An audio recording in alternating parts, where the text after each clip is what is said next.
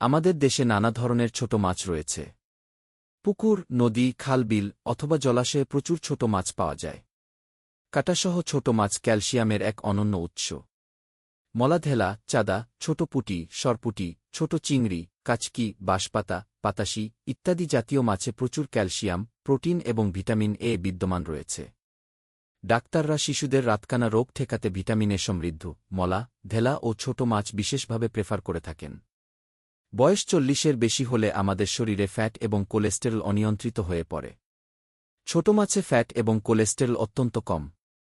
তাই ফ্যাট এবং কোলেস্টেরল নিয়ন্ত্রণে ছোট মাছ বিশেষভাবে সহায়ক। ছোট মাছে প্রচুর প্রোটিন রয়েছে। দরিদ্র দেশে অল্প টাকায় আমিষের অভাব পূরণ করে এবং পুষ্টিহীনতা দূর করতে সাহায্য করে।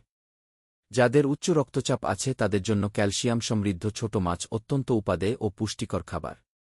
ডায়াবেটিস রোগীদের জন্য খনিজ লবণ সমৃদ্ধ ছোট মাছ বিশেষ উপকারী। ছোট মাছ হৃদরোগ ও স্ট্রোকের ঝুঁকি কমায়। গর্ভবতী মা ও দুগ্ধদানকারী মায়ের জন্য ছোট মাছ অনেক উপকারী।